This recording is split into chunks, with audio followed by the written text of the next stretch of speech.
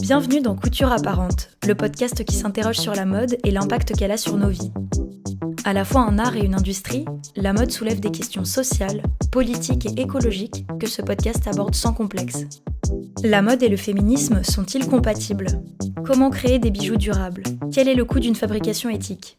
Est-ce que la mode discrimine les minorités ? Qui sont celles et ceux qui s'engagent pour une industrie plus responsable en France ?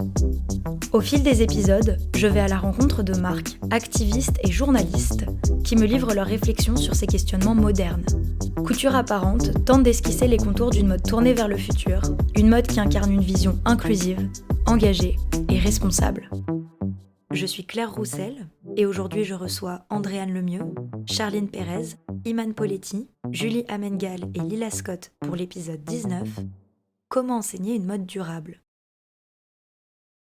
Si vous avez déjà écouté ce podcast, vous le savez sûrement. Il nous reste un travail colossal à accomplir si on veut que l'industrie de la mode transitionne vers des pratiques durables, c'est-à-dire qui contribuent à un avenir vivable pour la planète et l'humanité. Pour encourager ce changement profond, les possibilités sont multiples. Mais il y a un domaine qui me paraît particulièrement important, l'éducation. Car clairement, c'est plus facile de s'engager quand les membres de l'industrie sont déjà convaincus et formés pour répondre aux enjeux sociaux et écologiques de la mode. Pour réfléchir à ce vaste domaine, j'ai choisi de vous partager deux approches, pas du tout incompatibles, mais très différentes. Celle de l'Institut français de la mode, qui accueille 1 millier d'étudiants à Paris, et celle de Studio Lausier, qui forme une vingtaine d'élèves à Marseille. Dans cet épisode, vous allez entendre le point de vue de professeurs, mais aussi d'élèves, évidemment. Car il me semble impossible d'envisager les questions écologiques sans prendre en compte les demandes et les espoirs des étudiants et plus globalement de la jeunesse. Car c'est nous qui aurons à payer le plus comment nous impactons la planète aujourd'hui. Sur ce, j'ai le plaisir de vous annoncer ma première invitée. Andréane Lemieux est directrice de la chaire Sustainability de l'Institut français de la mode, un pôle de recherche et d'enseignement créé en partenariat avec le groupe de luxe Kering pour éduquer les élèves de l'IFM sur les enjeux RSE et le développement durable. Andréane fait un sacré travail pour intégrer ces sujets dans la mode, qu'elle connaît bien d'ailleurs. Avant d'enseigner, elle a passé un PhD et un doctorat en génie industriel et a occupé des postes dans de nombreux domaines de l'industrie. Elle nous raconte pourquoi et comment elle est arrivée à la tête de ce programme. Donc, la chaire Sustainability IFM Kering est le fruit d'un partenariat entre le groupe Kering et l'Institut français de la mode sur le développement durable. L'ambition de cette chaire était vraiment de former l'ensemble des étudiants de l'IFM sur les concepts et valeurs du développement durable. Pourquoi? Parce que nous, on a 93% de nos étudiants qui intègrent l'industrie après leur cursus. Donc, évidemment, si on réussit notre mission de leur transmettre ces clés de compréhension d'un sujet qui est assez complexe, le développement durable, donc je dis souvent former pour transformer, si on réussit cet objectif, eh bien, on a un potentiel d'accélération énorme pour la transformation de notre industrie. Donc ça, c'était le premier objectif. Et puis, on voulait soutenir cet objectif par une légitimité scientifique. Je vous apprends rien qu'il y a quand même beaucoup de greenwashing dans notre industrie. Donc, l'objectif, c'était de soutenir, en fait, ces enseignements par des recherches scientifiques, donc approuvées par la communauté scientifique sur des sujets comme la circularité, la mesure de l'impact, etc., etc. Alors, Kering fait partie de notre fondation. Donc, depuis 4 ans, on a une fondation à l'IFM qui soutient aujourd'hui près de 40% de nos étudiants en scholarship, en bourse d'études. Donc, on a des boursiers partiels ou total. On a donné 1,6 million d'euros en bourse cette année pour les frais de scolarité. Donc, Kering en fait partie. Kering a souhaité aller au-delà d'un soutien en frais de scolarité en finançant une charte de recherche. Donc, comme j'ai expliqué, c'est une discussion qui s'est initiée dans le cadre de la Fondation. C'était d'ailleurs la première chaire qui était mise en place. Et c'est vraiment dans ce cadre-là où moi, j'ai rejoint l'IFM pour diriger cette chaire. Donc, la volonté de Kering et l'Institut français de la mode pour la direction de cette chaire était assez spécifique, c'est-à-dire qu'à la fois, on voulait un profil scientifique pour pouvoir diriger des doctorants et des projets de recherche au sein de la communauté, mais également, on est dans une transformation, un phénomène, un nouveau phénomène de notre industrie. Ils souhaitaient avoir quelqu'un qui avait vécu l'industrie, donc qui avait vraiment une expérience sur le terrain Ça fait presque 20 ans que je suis dans l'industrie sur différents postes, sur l'ensemble de la chaîne de valeur, puisque j'ai commencé en marketing, en vente, en opération. Après, j'ai travaillé en développement de produits et en innovation. Et à travers ça, j'ai fait mon doctorat il y a 13 ans maintenant en transformation majeure des organisations. Donc, quand j'ai fait mon doctorat, c'était pas sur la transformation durable, c'était sur des transformations à titre opérationnel pour aller chercher de la performance, l'efficience. Plus spécifiquement, même, c'était sur le time to market. Et en fait, il y a quelques années, j'ai eu l'opportunité de revoir mon orientation carrière pour revenir du côté académique. Mais quand je l'ai fait, j'ai vraiment souhaité m'investir et mettre à profit toutes mes connaissances de transformation sur une transformation qui me tenait beaucoup plus à cœur et qui faisait partie de ma vie d'ailleurs depuis très longtemps. Je suis impliquée dans l'économie sociale et solidaire depuis nombreuses années, depuis mon adolescence. Donc, c'était de mettre à profit ces connaissances pour une industrie que je connais bien, qui me passionne. Donc, voilà, je me suis lancée dans des projets de recherche, dans la construction de cours. Et en fait, par un heureux hasard, moi je crois beaucoup aux alignements, à l'alignement des planètes. Donc, par un heureux hasard, j'ai rencontré l'IFM et Kering et on a construit ce beau partenariat. Pour évoquer le sujet depuis l'autre côté de la salle de classe, je suis ravie de vous présenter les élèves de Studio Lausier, une école de mode circulaire fondée par Marion Lopez. Vous connaissez peut-être Marion. Elle est passée dans l'épisode 10 du podcast sur Marseille pour présenter l'école et son approche responsable, à la fois écologiquement et socialement. Cette fois, c'est avec 4 élèves de sa promotion, passionnés de mode et engagés pour l'avenir, que je me suis entretenue. On commence par Julia Mengal, jeune designer qui a commencé par de la photo aux Beaux-Arts de Marseille. Du coup, moi, mon parcours, en fait, j'ai fait 4 années aux Beaux-Arts à Lumini, à Marseille. Et c'est vrai que j'axais vachement mon travail autour du thème de la mode. Et mes enseignants ne pouvaient pas m'accompagner, en fait, parce que personne ne faisait de mode ou n'était intéressé, en fait, tout simplement. Et ça m'a beaucoup frustrée, en fait, parce que, du coup, lors de mon DNA, du coup, mon diplôme, j'ai axé... En fait, je voulais critiquer l'industrie de la mode telle que moi, je l'apercevais. Du coup, je faisais principalement de la photographie. Et du coup, j'ai vachement parlé des morphologies, des morphos des corps. Je parlais de comment étaient traités les modèles, les mannequins. Il y avait aussi cette idée d'identité, en fait, à travers la photo de mode qui m'intéressait. Du coup, j'ai passé mon diplôme, je l'ai eu, mais j'étais frustrée parce que il y avait pas vraiment d'échange, en fait. Je partageais quelque chose avec des personnes qui ne connaissaient pas, en fait, ce milieu-là. Et en fait, je suis venue à rencontrer Marion, du coup, parce que j'avais mon atelier à Bureaupolis et puis j'étais assez connectée avec les créateurs marseillais. En rencontrant Marion, en fait, sa formation correspondait complètement à mes attentes, notamment par rapport au masterclass du coup qu'il y a pendant toute la formation. En fait, on a des interventions. En fait, c'est des personnes qui viennent nous parler de leur métier. C'est super important, super intéressant. Et en fait, c'est le point fort de l'école, je dirais, de pouvoir avoir un accès en fait dans ce milieu pro. Et c'est trop cool en fait de pouvoir partager un temps avec des professionnels. Et je suis aussi rentrée par rapport aux valeurs que Marion défend. Après Julie, Iman Poletti, passionnée de mode et de chinage de longue date, raconte comment elle a intégré l'école. J'ai entendu parler de Studio Lausier parce qu'il y a une fille que je connais qui l'a fait l'année dernière et j'ai défilé pour elle du coup pour le défilé de fin d'année de sa collection de fin d'année. Donc j'en ai entendu parler comme ça et en fait ça faisait un moment que je m'intéressais, bon depuis toujours je m'intéressais à la mode mais là vraiment la mode axée éco-responsabilité, l'upcycling, j'adore chiner, j'adore passer des heures en fripe, tout ça. Donc j'ai commencé en fait en autodidacte sur une machine à coudre à upcycler un petit peu des trucs, des couettes, des trucs comme ça. Et en fait, j'avais vraiment envie de me lancer là-dedans, sauf que n'ayant pas passé mon bac, ayant arrêté l'école en première, en fait, moi, la mode, c'était un milieu qui était complètement fermé pour moi. Et du coup, à part Studio Lausier, j'avais pas trop d'options. Et dans tous les cas, tant mieux parce que j'avais pas forcément envie d'intégrer une école où en fait on allait me prendre tout mon fric pendant 3 ans et où j'allais ressortir en ayant quasiment rien appris. Donc du coup, j'ai tenté l'expérience. En plus, quand j'ai fait le défilé, j'ai vu l'effervescence que c'était le truc. Enfin, ça m'a trop plu. Voilà, j'ai eu un entretien avec Marion qui s'est super bien passé. Et pareil, même la façon dont elle fait ses entretiens, quoi. Enfin, moi, je savais même pas que j'étais en entretien. C'était juste, j'étais au téléphone, on discutait. Et puis après, elle m'a dit, bon, c'est bon, tu fais partie de l'aventure. Enfin, ça va aussi avec toute sa démarche d'inclusivité, d'accessibilité. Et c'est hyper important. Et c'est aussi pour ça, du coup, que j'ai voulu intégrer Studio Lausier. C'est au tour de Lila Scott, fan de conception et d'artisanat, de nous raconter ce qui lui a plu dans la pédagogie de Studio Lausier. J'ai 20 ans, donc j'ai eu mon bac il y a 2 ans. J'ai toujours voulu faire de la mode, depuis que je suis au collège, depuis qu'on réfléchit à qu'est-ce qu'on va faire plus tard. Ça a toujours été la seule idée que j'avais en tête, mais il y avait l'aspect financier. Forcément, l'aspect qui nous prend toute la tête. Et les écoles coûtaient très cher. Arrivée au lycée, j'étais en pleine angoisse de pas trop savoir où est-ce que j'allais aller après ma terminale. Je viens de Bordeaux. À la base, à Bordeaux, il y a 2 écoles, genre S-Mode et Submode. Et je suis allée parler directement en fait avec les élèves pour me renseigner, voir un peu ce que les élèves en pensaient. Moi, je voulais vraiment apprendre à coudre. Donc, en fait, j'ai commencé par un CAP couture finalement. C'était trop cool, c'était en une année, j'ai tout appris, je me suis régalée, j'ai rencontré des gens géniaux. Et en fait, juste avant d'intégrer mon CAP, j'ai ma maman qui a rencontré Marion par des amis.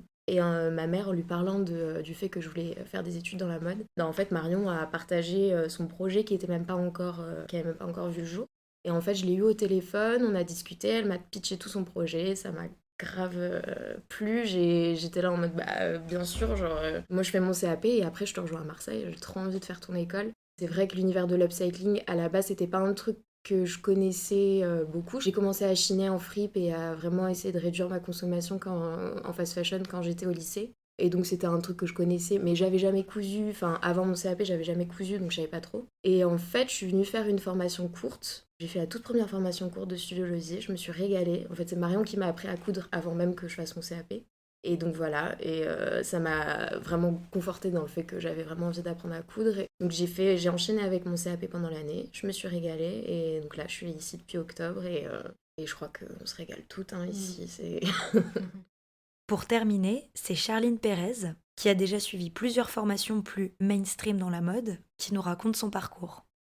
J'ai commencé la mode en faisant un CAP couture aussi comme Lila, mais à l'inverse, je l'ai fait en candidat libre.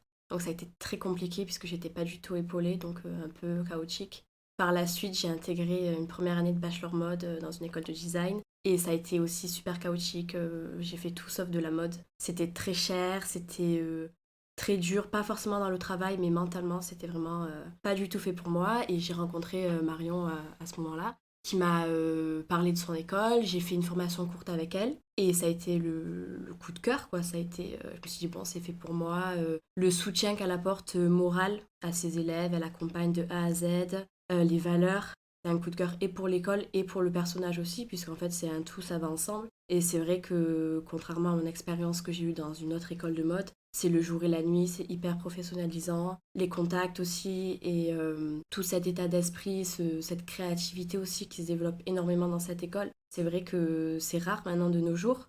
Ce qui est bien aussi dans cette formation, et c'est pourquoi je l'ai choisie, c'est que c'est que sur 8 mois.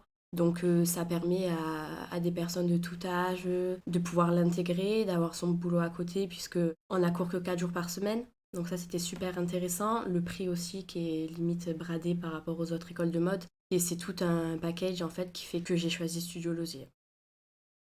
Au-delà de l'engagement écologique, je trouve que les points soulevés par les élèves, comme l'accessibilité, peu importe le diplôme ou les revenus, et une pédagogie bienveillante, sont des aspects essentiels pour transmettre une mode durable. Car pour changer réellement l'industrie, il va falloir une pluralité de prismes et donc d'origine sociale, comme dans n'importe quel mouvement écologique.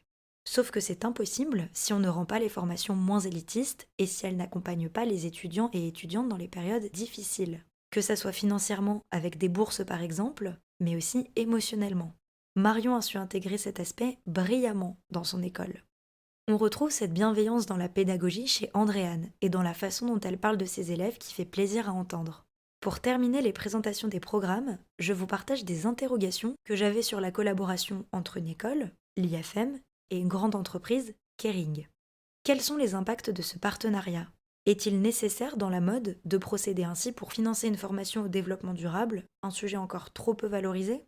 Pour Andréane, il n'y a pas de souci à travailler avec les membres du secteur, notamment car les projets de la chaire vont de toute façon s'implanter dans l'industrie, et parce qu'elle garde des voix plurielles, parfois divergentes, dans les intervenants et partenaires de ses cours. Par rapport à Kering, nous, on travaille vraiment en étroite collaboration. Depuis le début de la chaire, Kering nous a ouvert l'ensemble de son réseau de partenaires.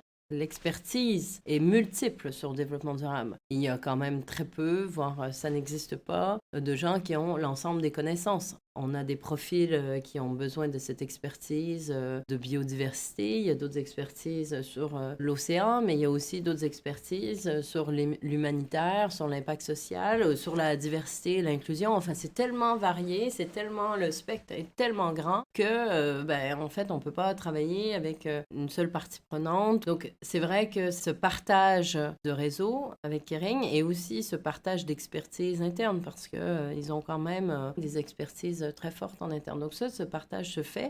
Évidemment, on n'est pas mains et poings liés avec eux. Au contraire, dès le départ, on s'est dit qu'on allait travailler avec l'ensemble de l'écosystème. Donc oui, on travaille avec Kering, mais on travaille aussi avec, je parlais de Chloé précédemment, on travaille avec le groupe Richemont, on travaille avec tout un écosystème de start-up, d'innovation, notamment ici au sein de l'incubateur de l'IFM, mais au-delà, des jeunes marques émergentes, des associations, des ONG et des scientifiques. On a des projets de recherche à l'international, en Amérique du Nord, en Europe, en Asie. C'est tellement un sujet où on doit considérer nombreuses expertises. L'objectif, c'est de travailler avec l'ensemble de ces acteurs pour produire de nouvelles connaissances. On travaille avec d'autres écoles à l'international sur des projets scientifiques et c'est très enrichissant de partager. Ça crée aussi un défi et des fois d'ailleurs on ne s'entend pas, on a des perceptions un peu divergentes et ça nous permet de grandir de part et d'autre. Après, il faut dire ce qu'il en est. Ce partenariat nous permet d'offrir ces enseignements et de mettre en œuvre ces travaux, ces voyages d'immersion, à la fois humanitaires et scientifiques. Donc, c'est très bien. Après, est-ce que c'est l'unique façon? Non, je pense pas. Il y a d'autres chaires qui font de l'excellent boulot, qui sont financés autrement. La Commission européenne finance nombreux projets aussi, donc l'IFM y participe. Donc, je pense pas que c'est l'unique levier de financement. Il est tout à fait complémentaire à d'autres types de financement. Si on le fait pas main dans la main avec le terrain, et là je dis pas que avec Kering, parce qu'évidemment avec Kering on travaille ensemble, mais pas que. Donc si on le fait pas au sein de l'industrie, je pense qu'on va faire de la recherche dans une bulle et on va enseigner des concepts qui seront certainement pas la réalité du terrain pour nos étudiants qui l'intègrent par la suite. Et même dans les témoignages, dans le cadre du certificat par exemple, j'ai souvent 2 à 3 invités par semaine dans le cadre des cours pour avoir différents prismes de vue du sujet. Dans une même session sur la biodiversité, je vais avoir un scientifique, une ONG, une start-up et puis une marque. Là, même c'est 4 invités, donc chacun va avoir sa partie dédiée de 20 minutes, une demi-heure pour présenter comment ça se met en œuvre au sein de son organisation. Et ensuite, on ouvre le débat, les questions. Et c'est vrai que j'ai des intervenants qui reviennent maintenant depuis 3 ans parce qu'à chaque fois, ils me disent, mais en fait, on adore ça puisqu'on a des discussions très riches, on a des questions auxquelles on n'avait pas pensé et les différents intervenants rebondissent. J'avais le feedback de Textile Exchange la semaine dernière. Anna vient depuis 3 ans et à chaque fois, c'est avec grand plaisir. Et elle dit, on en apprend. Ensuite, je dois retourner voir mes collègues sur les parties gouvernance, les parties nouvelles réglementations, parce qu'ils soulèvent des sujets très spécifiques à notre industrie. Donc, c'est chouette.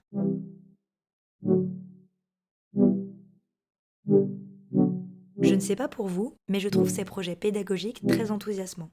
Du coup, comment on implante concrètement des enseignements écologiques et sociaux dans une école de mode?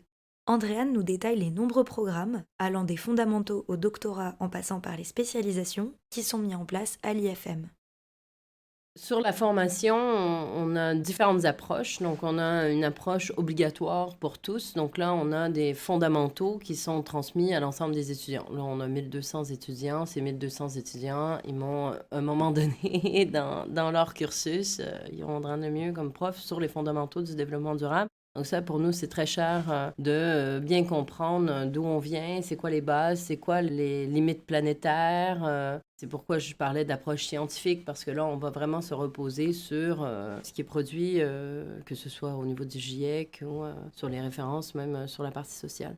Cette partie-là, donc introductive, enseignée à l'ensemble des étudiants. Après, sur la partie climat, ça fait déjà 3 ans qu'on fait la fresque du climat pour l'ensemble des étudiants. On a une introduction au lien à la biodiversité et tout ça s'inscrit ensuite dans une démarche de réflexion sur l'éco-conception et sur vraiment la prise en compte de l'ensemble du cycle de vie produit d'un point de vue impact environnemental et impact social. Ensuite, on a différentes options par discipline de projets, de workshops plus adaptés d'un point de vue management, parce qu'il faut avoir en tête qu'à l'IFM, on a vraiment 3 grandes disciplines, 3 piliers. Un pilier savoir-faire avec des programmes techniques, un pilier design et un pilier management. Donc, dans le cadre de ces différents piliers, donc on propose différents workshops. Certains programmes souhaitent l'avoir en obligatoire, d'autres en optionnel. Ça, on le fait vraiment en partenariat avec différentes organisations, que ce soit des marques, des fédérations ou des associations. C'est vraiment par discipline. Et on a une troisième approche qui est une approche sélective, c'est-à-dire qu'on offre un programme de spécialisation. Donc, c'est dans le cadre d'un certificat. C'est sur dossier, donc les étudiants appliquent. On sélectionne, donc c'est une cohorte par année. Donc, on a la 3e cohorte qui va terminer là prochainement. Et là, ils ont un parcours académique, donc 60 heures supplémentaires en formation. Et là, c'est vraiment une vision holistique du développement durable. Donc, c'est en plus de leur programme. Et là, ce qui est fabuleux de ce programme, c'est que je prends des étudiants de l'ensemble des programmes, de tous les niveaux. Donc, des différentes disciplines, mais aussi du bachelor, du master of science, master spécialisé et executive MBA. Donc, on a des étudiants de 19 à 45 ans dans la salle. C'est une cohorte très restreinte, on a une trentaine d'étudiants, ce qui nous permet de les accompagner vraiment dans ce cheminement. Et c'est vraiment pour des étudiants qui souhaitent aller vraiment au-delà des différents cours et workshops qu'on peut avoir dans le cursus. Et ce qui est très chouette aussi dans ce programme, c'est qu'on ne voulait pas s'arrêter qu'à la partie académique. On voulait que les étudiants vivent, en fait. On se disait, bon, mais c'est pour ceux qui veulent rentrer dans des postes RSE ou intégrer le développement durable dans l'ADN de leur marque, de leur collection, enfin, pour des créas, par exemple. Et on s'est dit, en fait, non, le potentiel, il est déjà là. Donc, on va l'utiliser. Donc, on va faire direct une application sur le terrain. Donc, les étudiants ont tous un projet à contribution, c'est comme ça qu'on l'appelle, où ils doivent démontrer qu'ils sont contributeurs, qu'ils contribuent à la transformation de notre industrie. Et là, c'est génial parce qu'on travaille avec des ONG, des startups, toujours main dans la main avec l'écosystème. Sauf qu'on a une approche un peu inversée, c'est-à-dire que c'est l'écosystème en début d'année qui vient proposer des projets et par affinité, par feeling, les étudiants rejoignent un projet. Et donc, c'est toujours des équipes pluridisciplinaires entre les différents profils. Et ça donne de très belles histoires. Depuis 3 ans, on vit des choses assez extraordinaires par ces projets. Sur la partie scientifique, donc, il y a différents modes de fonctionnement. Donc, je dirige des doctorants. En l'occurrence, c'est que des doctorantes pour l'instant. Avis à ceux qui aimeraient faire une thèse au sein de la chaire. Là, encore une fois, c'est très organique, c'est-à-dire que soit c'était des étudiants qui étaient rendus à ce niveau d'études qui m'ont contacté, on dit, écoute, j'ai lu sur la chaire, j'aimerais travailler, j'aimerais poursuivre avec une thèse, est-ce que ça vous intéresse? Ou c'est l'écosystème, et là, en l'occurrence, typiquement la marque Chloé qui m'a approché il y a 3 ans en disant, Andréane, j'ai ce sujet autour de l'impact social, on ne sait pas exactement comment s'y prendre, on aimerait vraiment avoir cet apport scientifique très fort. Donc, de par ces différentes demandes, on construit un projet parce qu'il y a toute une question à la fois de supervision scientifique, mais aussi de financement. Et donc, à chaque fois, on a un financement externe de la chaire. On travaille comme ça. Donc là, j'ai des doctorantes qui travaillent sur des sujets très variés, toujours évidemment en lien avec le développement durable et l'industrie de la mode et du luxe. Le fil conducteur quand même de nos recherches scientifiques, c'est vraiment la méthode de recherche-intervention, c'est-à-dire que le chercheur fait vraiment partie intégrante de la création de nouvelles connaissances au sein du phénomène. Donc, on est vraiment sur le terrain, soit dans le cadre de projets pilotes de filières, donc c'est le cas de Joséphine sur la traçabilité. Elle a participé aux différents projets pilotes du comité stratégique de filière, mais aussi avec la division économique des Nations Unies sur la traçabilité cuir. On essaie vraiment d'être au cœur du terrain, tout comme Mathilde chez Chloé sur le développement du SPNL. Du côté de Studio Lausier, Iman nous raconte comment les élèves sont introduites à l'upcycling pour économiser les ressources textiles. Donc on a des intervenantes, donc notamment une dame qui s'appelle Livy qui est venue nous voir et qui nous sensibilise vraiment aux dégâts que ça cause, aux enjeux environnementaux et sociaux. Du coup, c'est vrai que forcément, nous, on l'a intégré aussi dans notre processus créatif parce que du coup, on part quasiment jamais de tissus neufs. Du coup, on part rarement aussi de grands pans de tissu. C'est souvent des vêtements qui sont déjà formés. Donc, c'est vrai que c'est une contrainte qui, moi, pour le coup, me galvanise parce que c'est hyper intéressant, en fait, C'est simple, en fait, de partir d'un tissu plat et de tout construire. Enfin, c'est simple, oui et non. C'est simple et en même temps, c'est compliqué. Et en même temps, c'est compliqué. Oui, grave. Mais justement, genre par exemple, là, on est en train de faire notre collection, donc on a fait nos croquis. Et en fait, on doit adapter nos créations au sourcing qu'on va trouver et pas l'inverse. Et du coup, ça, c'est hyper intéressant. Du coup, c'est comme ça aussi que j'ai intégré la seconde main dans ma vie, que j'ai arrêté de consommer. On a des fois, voilà, on n'est pas tous parfaits, mais j'ai arrêté quasiment de consommer de la fast fashion. Ma créativité et mon travail, c'est normal que ce soit en cohésion avec ce que je fais dans mon lifestyle et dans ma vie de tous les jours, quoi. Julie mentionne notamment les projets collaboratifs de l'école comme une bonne source d'entraînement. Moi, je dirais la manière dont on apprend en fait l'upcycling dans cette école, c'est aussi par les collaborations qu'on fait, les partenariats. Pendant les 8 mois de formation, on est challengé dans le sens où, par exemple, on a fait un partenariat avec Witworkistan pour un défilé en fait au Doc des Suds, dans le cadre de leur événement Grand Bazar. On avait 2 semaines en fait pour faire un look entier du coup, accessoires compris. C'était uniquement de la récup forcément, avec un thème imposé, ouais. Du coup, c'est pour ça que je parle de challenge.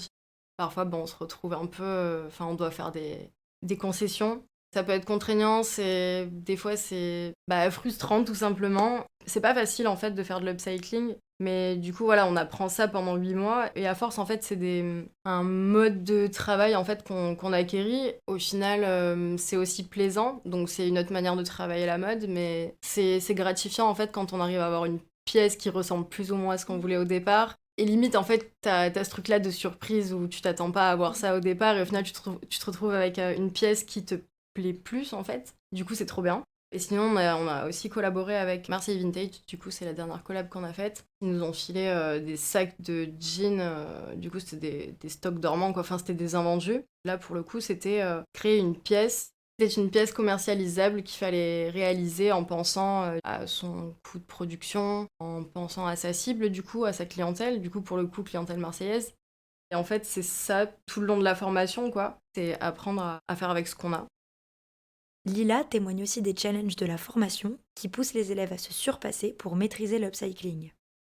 Moi, je trouve que l'upcycling, c'est même plus une contrainte qu'autre chose, en fait, parce que c'est pas comme si t'allais dans un magasin de tissus. T'as dessiné tous tes croquis à l'avance, tu te dis je veux tel et tel tissu, donc tu choisis dans le magasin, tu rentres chez toi et ensuite tu peux commencer à faire, genre non. Pour le projet Twerkistan, on a passé, moi j'étais en binôme avec Julie, on a vraiment passé 2 semaines à faire des allers-retours entre Emmaüs, la Réserve des Arts, les friperies, les Marseille Vintage, les garages, les trucs. C'est vraiment de l'adaptation que les gens n'ont pas forcément conscience de ce que c'est d'ailleurs.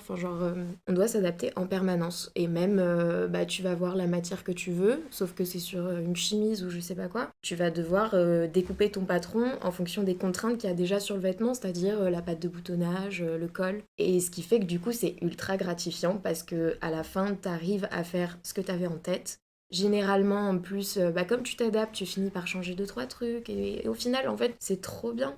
En fait, ça nous amène effectivement à une réflexion en permanence que les gens qui sont dans le monde de la couture et de la mode en général et qui continuent de fabriquer, de confectionner et de consommer normalement n'ont pas du tout conscience.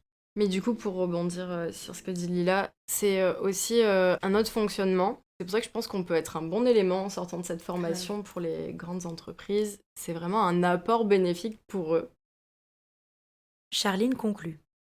L'approche de l'upcycling dans l'école, elle se fait déjà par l'apprentissage de comment on construit et on déconstruit un vêtement. puisque je pense que personne ne sait aussi bien construire un vêtement qu'une personne qui l'a déconstruit avant. C'est comme ça qu'on apprend totalement, et c'est la base de l'upcycling. Là, pour nos collègues perso, on n'a pas interdiction, mais il faut pas du tout qu'on fasse à base de tissu neuf acheté ou autre. Il faut vraiment que ce soit de la récup. On a pas mal de matos qui nous ont été donnés, voilà, des marques qui nous ont filé des rouleaux, des fins de série, tout ça. Et c'est vrai que quand on prend un vêtement, pouvoir le transformer, on l'imagine déjà, on fait des croquis, et c'est vrai que ça pousse énormément à la créativité, plus que quand on a un patron et qu'on le pose comme ça sur son tissu et qu'on se dit bon ben voilà, on va faire une chemise, et puis c'est tout. Là non, on voit, on déconstruit, on sait qu'avec une jambe de pantalon, on peut faire une manche et inversement, et c'est vrai qu'il y a cette approche qui est aussi très, on est un petit peu libre de nos choix. On va essayer, parfois on se plante, souvent même, puisque c'est quand même très galère. C'est le jeu. Ouais, c'est le jeu. Et ça, on l'apprend tout au long de la collection. Pour les projets qu'on a fait avec Twerkistan ou autre, c'est vrai qu'on était là au début, on savait pas trop, on fait quoi, on fait, est-ce qu'on fait que du styling? Au final, on se dit, bon ben vas-y, on coupe ça et on rajoute cette pièce-là. Et au final, on crée un truc qui est tout nouveau, et c'est comme ça qu'on aborde en fait l'upcycling. Et c'est surtout beaucoup de récup, de rafistolage et de découpe, quoi. Ça peut être un peu négatif comme mot, mais pas du tout. Enfin, c'est vraiment rafistoler. Enfin, c'est pas. C'est tu pas vas je faire fais un deux point, points, je exactement, colle un ouais, patch. exactement. Ouais. Mais c'est ça Tu qui est vas beau te aussi, casser ouais. la tête pour réussir à faire un truc propre, pour que ta pièce n'ait pas forcément l'impression que ce soit de l'upcycling, et que ce soit vraiment genre un truc qui a été pensé du début jusqu'à la Ouais. fin, quoi. Pour finir de parler des enseignements à l'IFM, on a discuté avec Andréane d'un sujet essentiel, le gâchis textile. Et dans ce cas, de son impact au Ghana et à Cantamento. Je vous avais déjà parlé de cet enjeu dans notre épisode 5 sur les dynamiques coloniales dans la mode. En effet, les pays dits du Nord surproduisent et surconsomment la mode, puis envoient leurs déchets textiles à des pays comme le Chili, le Ghana ou Haïti. Les conséquences de ce mépris colonial, où on prend littéralement un territoire pour sa poubelle, sont particulièrement violentes pour les populations et l'environnement de ces territoires. Et pourtant, leur vécu n'est quasiment pas considéré par l'industrie. Ces millions de vêtements créent une grave pollution, tout en étant en partie upcyclés de façon impressionnante par les tailleurs du marché de Cantamento, qui en font de nouvelles pièces malgré une qualité très difficile à travailler. Une pratique mise en place bien avant que l'Europe découvre l'upcycling et le rende branché, ce qui est trop peu mentionné quand on veut rendre hommage aux pionniers de cette pratique. Le sujet de Cantamento est complexe, car il s'agit de reconnaître l'expertise de ces travailleurs, tout en n'omettant pas la responsabilité des pays du Nord dans les graves problèmes sociaux et écologiques qui pèsent sur ce marché. Sans tomber dans le misérabilisme, et comme va très bien l'expliquer Andréane, nous devons prendre en compte la vision de ces acteurs de l'industrie lorsque nous réfléchissons à une mode durable pour tous et toutes. Et là, depuis récemment, donc on travaille aussi, récemment, ça fait déjà 1 an et demi, mais on travaille sur la durabilité, donc avec une autre de mes étudiantes, Esther Vanacker, qui poursuit ses recherches, et ce qui nous a amené d'ailleurs au Ghana très récemment pour être sur le terrain, encore une fois, vraiment au cœur du marché de Cantamento.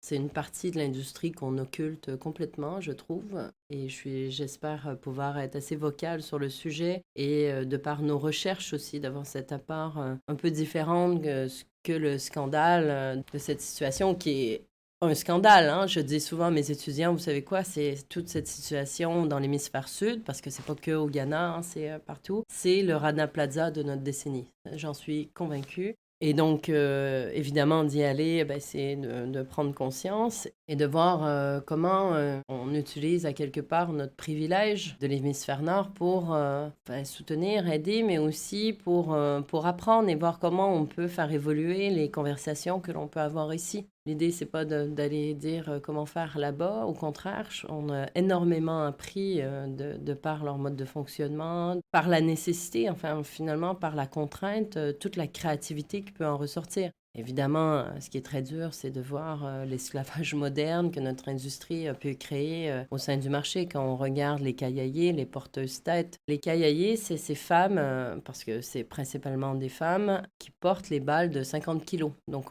c'est des femmes entre 16 et 25 ans, disons, pour faire une fourchette. Souvent, elles ne pèsent même pas 40-45 kilos, et elles portent sur leur tête 50 kilos 10 à 12 fois par jour. Après 2 mois de portée comme ça, les conséquences sont irréversibles morphologiquement.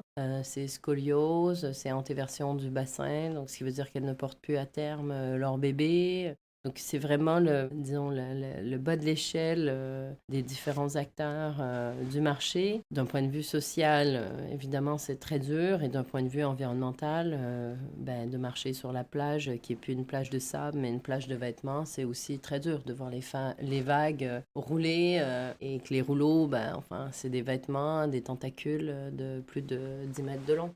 Au nord, l'upcycling ou la réparation, ce qu'on dit sur le mending, c'est presque un fashion statement.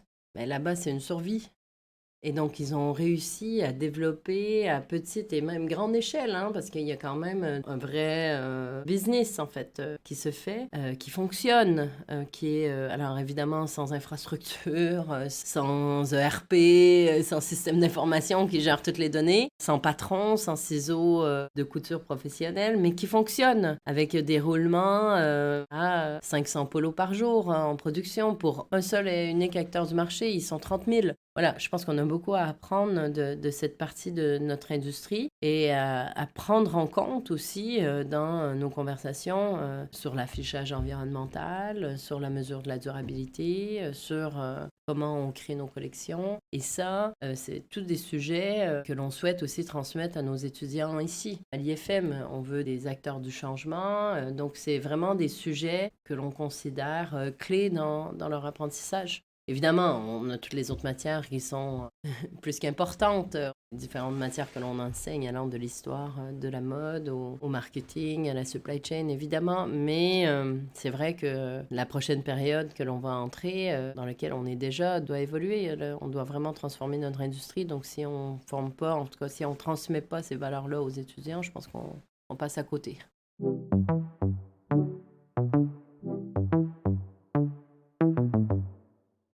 Nous avons vu comment l'IFM et Studio Lausier transmettaient un enseignement responsable à leurs élèves. Mais comment ça se passe dans les autres écoles ? Andréane voit des avancées, même si la mode est clairement en retard face à d'autres industries. Je travaille ici à temps plein, donc je ne suis pas dans toutes les autres écoles, mais je vois quand même nos étudiants niveau master, par exemple, qui proviennent d'autres écoles. Et donc, oui, il y a de plus en plus, évidemment, une chance de formation autour du développement durable dans la mode. Après, c'est vrai que les différents programmes autour du développement durable sont souvent assez généralistes dans les écoles de commerce, où on n'est pas spécifique à la mode. On est quand même dans un secteur particulier. On le voit typiquement sur la traçabilité, dans nos recherches. La traçabilité existe évidemment dans d'autres secteurs d'activité depuis très longtemps. On pense agroalimentaire ou automobile, aérospatial. Enfin, donc la traçabilité a été développée dans ces secteurs d'activité. Et donc quand ça arrive dans la mode, les enjeux ne sont pas du tout les mêmes. Donc le vocabulaire n'est pas le même. Comme on n'est pas dans une traçabilité pour la santé humaine, puisque c'est le cas pour l'automobile ou encore pour l'agroalimentaire. Nous, on est dans une traçabilité déjà pour pouvoir se mesurer. Donc, on n'est pas du tout sur les mêmes enjeux. Donc, il y a quand même toute une adaptation nécessaire sur la mise en œuvre de ces leviers. Et donc, c'est vrai que les programmes qui sont offerts aujourd'hui dans le secteur académique, il y en a de nombreux et il y en a d'excellents programmes et contenus, et enseignants et professeurs, enseignants-chercheurs.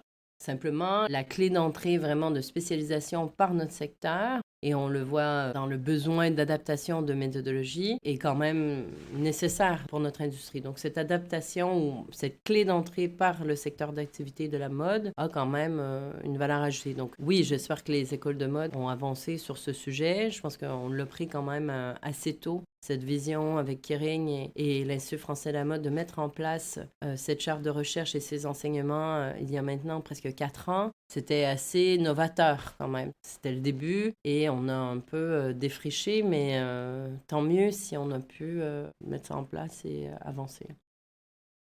La formation de Studio Lausier étant axée sur l'upcycling, j'ai demandé aux filles s'il était enseigné dans les autres écoles qu'elles connaissaient. Iman a commencé à répondre sur les formations et au final, c'est parti en discussion sur la surconsommation et le grand public. Je vous laisse savourer. Donc ouais, moi j'ai entendu parler d'une autre école qui fait un peu comme Marion, donc qui s'appelle la Casa 93. Mais c'est vrai qu'à part ça, c'est hyper bouché comme milieu, quoi. Enfin, moi, je sais qu'en tout cas, dans les gens que je suis sur Instagram, tout ça, c'est quand même beaucoup des gens qui font de l'upcycling et tout, machin. Mais j'ai l'impression que dans l'inconscient collectif, ça reste... Enfin, la plupart des gens, ils préfèrent aller s'acheter des habits chez Zara parce que c'est moins cher, que c'est plus facile.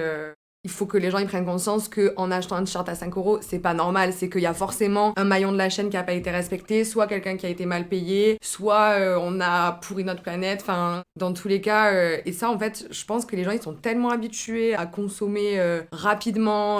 Enfin, moi, quand j'ai vu pendant le Covid, quand ça a réouvert, les premiers trucs que les gens avaient envie de faire, c'était d'aller faire la queue devant chez Zara pendant des heures. Bah après, attention, on blâme pas, pardon, c'est là.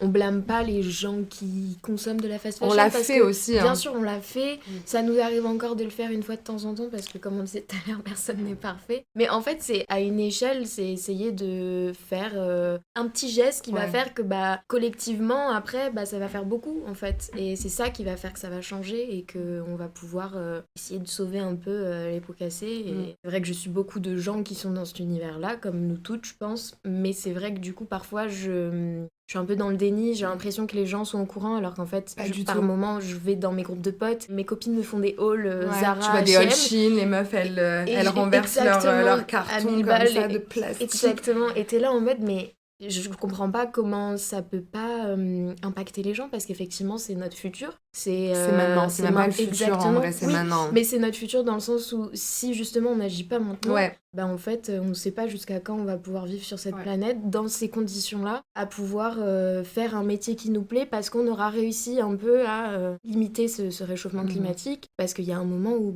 forcément, si c'est la merde, on va devoir s'adapter à cette merde et notre vie sera de la merde. C'est horrible, mais c'est un peu ça, quoi. Du coup, c'est Julie. C'est vrai que par rapport à ce que disait Lila, par rapport au groupe de potes, moi j'essaye souvent d'éveiller les consciences parce que en fait c'est trop simple d'aller, parce que du coup on est sur Marseille, donc c'est une grande ville avec plein de boutiques et c'est super compliqué en fait de faire comprendre à ses potes qu'il faut arrêter d'acheter neuf en fait.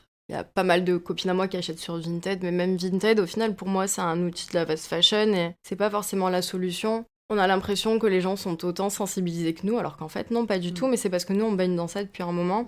Pas beaucoup de monde n'est sensibilisé, en fait, c'est important. On a aussi décidé de se sensibiliser, tu vois. Oui, c'est un choix. Il y a certaines personnes qui en ont rien à faire aussi. C'est vrai. Pour ma part, j'étais encore au lycée, je passais mon bac, et en fait, j'ai vu le documentaire The True Cost avec le Rana Plaza qui s'effondre, et en fait, c'est à partir de là que je me suis dit, waouh, meuf, genre, tu peux plus en fait aller chez Zara et acheter tes sapes, genre, il se passe des trucs de fou dans le monde. Et toi, t'es là, tu te sapes avec des trucs, enfin, on s'en fout des habits, quoi, enfin... Pense aux gens en fait qui sont derrière tout ça et arrête d'être dans ton déni, dans ton petit cocon. Et enfin, il y a d'autres manières en fait de. Tu peux kiffer la mode aussi et pas détruire la planète et penser à ces gens-là en fait qui sont exploités et qui crèvent pour toi quoi. Parfois, j'ai envie de prendre les gens et juste les faire s'asseoir et leur dire ok, maintenant regardez ça, regardez ce documentaire-là, regardez ça, la rivière rose fluo là qu'elle nous avait montré en photo. Charlotte. C'est Charline. Moi, je pense que l'upcycling a petite échelle auprès des petites personnes comme nous, je pense que c'est pas mal démocratisé, puisque la preuve, on est 20 élèves qui consomment globalement upcycling seconde main. Il y a pas mal de gens sur les réseaux sociaux, par exemple sur TikTok, on voit énormément de gens qui font de l'upcycling, beaucoup plus que sur Insta, tout ça, mais à grande échelle, non, puisque comme on voit par exemple nos influenceurs, ils reçoivent des colis de marques où on leur donne des sapes tous les 4 matins et à flot pour aucune raison particulière, quoi. C'est pas comme si c'était genre des cadeaux d'anniversaire ou autre, et puis c'est hyper surconsommé. Du coup, l'image que ça renvoie pour les jeunes, tu te dis, elle, c'est mon influenceuse préférée, elle habille avec le dernier haut de telle marque, et en plus, c'est un cadeau, quoi. Donc, moi, je le veux. Et c'est comme ça que ça consomme trop, alors que, à petite échelle, des comptes moins suivis, des gens moins importants, entre guillemets, eux vont mieux consommer, et je pense qu'on devrait peut-être plus les mettre eux en avant. Et je pense que si demain, les influenceurs se mettent à consommer upcycling, tout le monde le ferait, quoi. C'est juste une question d'influence. Je pense que si les petits comptes d'upcycling ils étaient peut-être plus reconnus, on consommerait tout autant de l'upcycling et la seconde main, quoi.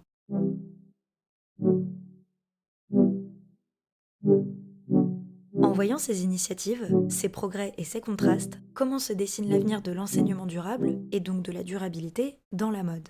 Andréane fait le point sur les ambitions et les constats de la formation avec le recul de 2 promotions déjà diplômées.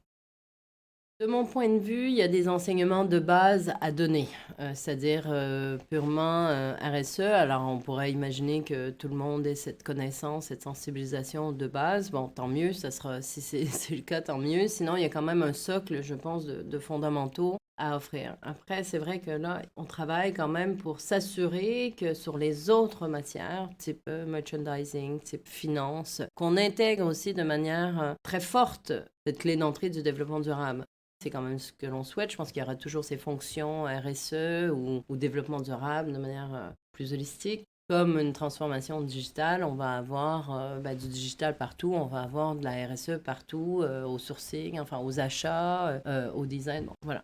C'est ce que l'on souhaite et c'est ce que l'on souhaite aussi de par nos enseignements ici, de former pas que des membres des équipes RSE, mais aussi des acheteurs qui ont compris le sujet d'une gestion de chaîne d'approvisionnement responsable, qui ont compris les sujets d'impact au niveau du produit, de faire les bons choix. Donc cette vision d'intégration au sein des différentes matières est clé. Pour la spécialisation, on a 2 cohortes qui ont gradué déjà. On a un peu plus de 30% qui ont pris des postes en RSE. Donc, par rapport à l'objectif qu'on s'était fixé, enfin, comment on a développé ce cursus, de dire, bon, c'est ceux qui veulent aller plus loin, qui veulent vraiment s'engager dans des postes RSE. Là, déjà, un peu plus de 30% ont pris des postes de la sorte, des CDI, au sein d'équipes développement durable, dans des groupes ou dans des marques. Parce qu'on a fait un sondage très récemment, d'autres nous ont dit, moi, j'ai pas un poste RSE, mais dans le cadre de mes fonctions en événementiel, je prends en compte nos apprentissages sur comment gérer de manière responsable la mise en place d'un événement à Paris. Et je le vois aussi sur d'autres étudiants qui travaillent en design. En fait, ça fait partie de leur façon de penser, de leur choix de matière. Donc, évidemment, on ne fera pas que former des responsables RSE ou des chefs de projet matière responsable, parce que ce n'est pas la vocation de l'IFM. Mais c'est vrai qu'on sent en tout cas que pour plusieurs d'entre eux, les apprentissages durant leur programme portent fruit aujourd'hui dans le cadre de leur fonction en entreprise, dans l'industrie. Non, je pense qu'il y a des postes, disons, à connotation développement durable, pas que dans les équipes vraiment au cœur du développement durable, mais aussi dans les autres fonctions. C'est nécessaire et c'est la suite. Donc, tant mieux si on peut accompagner ce changement même au sein du recrutement des jeunes talents dans l'industrie. Et après, j'ai d'autres profils, des étudiants qui souhaitent vraiment s'investir sur la partie institutionnelle aussi, donc rejoindre des fédérations ou des ONG. Donc ça, je le vois de plus en plus aussi, ce choix d'orientation avec le prise de mode sur des projets où le diplômé ou la diplômée croit fermement que la mode a cette capacité à changer les choses. Je ne sais pas si c'est nouveau, mais en tout cas pour moi c'était nouveau de voir ces orientations plus vers la partie humanitaire par la mode, par les bienfaits de la mode, les métiers de la mode. Donc c'est très chouette. Donc on poursuit évidemment toutes ces relations parce que ça nous nourrit aussi beaucoup et on travaille avec nos alumni. C'est toujours chouette d'avoir ces ambassadeurs sur ces différents terrains, à la fois dans les marques, les associations, depuis récemment, j'ai envie de dire, en tout cas sur le sujet du développement durable dans les ONG. Pour terminer, j'ai demandé aux élèves de Studio Lausier ce qu'elles voudraient faire plus tard. Et, si elles avaient une baguette magique, qu'est-ce qu'elles voudraient changer dans la mode ? Parce que vu l'ambiance sociale du moment, il faut bien rêver un peu. Julie commence. Alors pour moi, c'est une question super compliquée en fait, ce que je veux faire plus tard, parce que j'ai toujours voulu tout faire. Et en fait, d'être rentrée chez Studio Lausier, ça m'a donné encore plus envie de faire plein de choses, parce que du coup, on a découvert de nouveaux métiers, enfin des métiers qui existent déjà et qu'on ne connaissait pas. Du coup, je pense que je vais faire pas mal de stages et travailler en tant qu'assistante si on veut bien me prendre quelque part, pour pouvoir un peu toucher à tout et voir ce qui me plaît vraiment, parce que j'ai vraiment cette part de créativité en moi. Et j'aimerais beaucoup travailler en autonomie, du coup, ou en collectif avec des personnes qui vibent sur mes valeurs aussi. Mais je pense d'abord bosser pour des grandes entreprises pour voir vraiment à quoi ressemble le milieu. Mais parce que du coup, j'ai que les témoignages de Marion et de personnes qui ont pu travailler dans ce milieu-là. Et j'aimerais voir par moi-même et voir qu'est-ce que moi je peux changer du coup. Si j'ai envie de faire styliste ou peut-être même développeur produit, on sait pas. Je pense ne pas monter ma marque, c'était mon idée de départ, mais en fait, en ayant fait Studio Lausier, je me rends compte que non, il ne faut pas monter de marque. À part si vraiment ta marque peut changer quelque chose et apporter quelque chose, je pense pas que ce soit la solution. Du coup, si je pouvais changer quelque chose dans l'industrie de la mode, ce serait la surproduction en masse. Vraiment, c'est quelque chose qui me donne la boule au ventre. Franchement, si j'avais une baguette magique, ce que je ferais, c'est que je mettrais en pause et que je déconstruirais tout de A à Z, en fait, pour repartir sur autre chose. Parce que l'industrie, même si on change petit à petit, je pense que c'est vraiment au cœur du truc qu'il faut appuyer. Enfin, il faut changer vraiment la manière dont ça fonctionne. Mais en fait, c'est global, c'est pas qu'au niveau de la mode, je pense. C'est juste le système mondial, tout simplement. Enfin, ce truc-là de capitalisme. La mode ne pourra pas changer tant qu'il y aura ce truc-là, tant que ce sera l'argent, le business. Donc j'arrêterais en fait, si je pouvais, la surproduction de masse, parce que ça fait trop peur. Iman, elle, veut prolonger sa formation upcycling.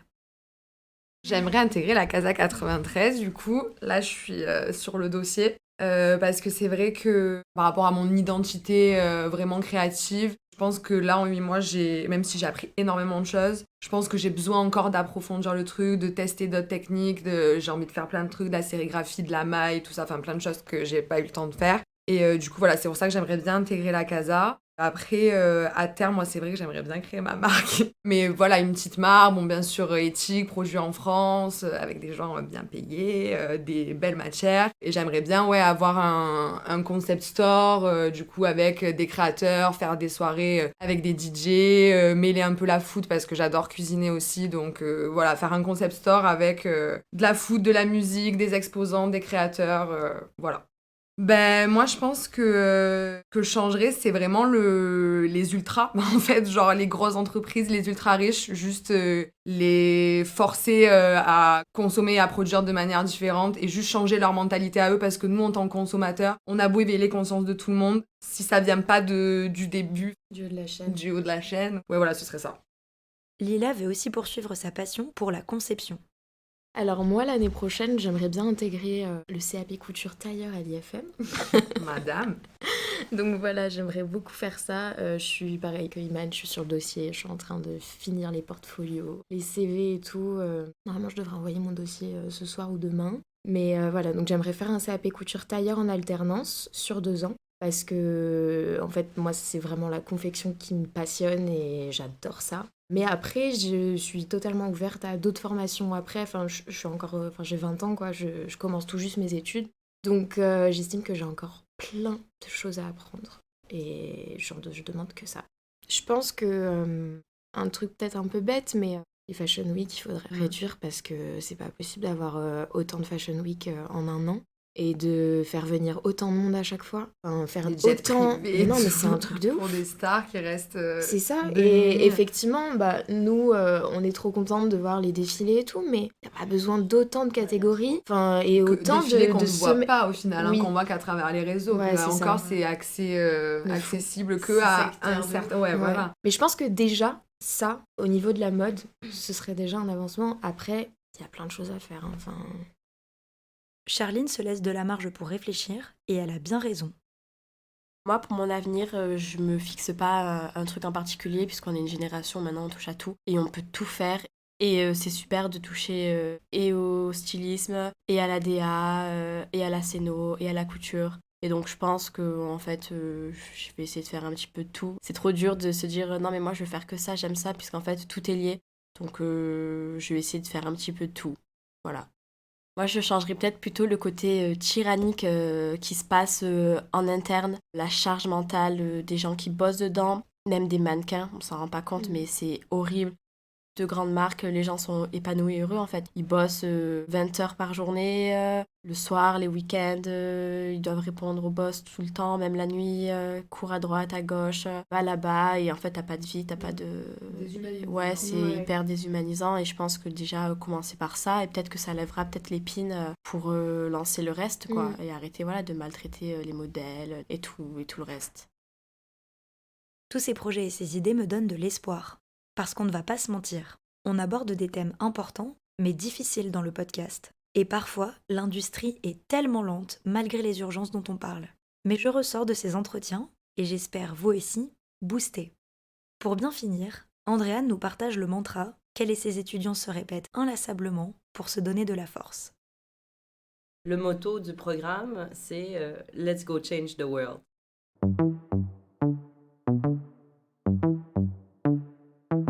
Merci infiniment à Andréane, Charline, Iman, Julie et Lila d'avoir partagé avec moi leurs ambitions et leurs engagements.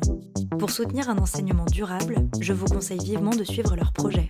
Vous pouvez retrouver tous les programmes de l'IFM à ifmparis.fr et sur Instagram à ifmparis. Pour suivre les projets des élèves de Studio Lausier, rendez-vous sur studio-lausier.fr et sur Instagram à Studio Lausier. Merci également à Télio Garfive pour la production du générique. Vous avez aimé l'épisode ? C'est le 19e de Couture Apparente et je suis ravie de le partager avec vous.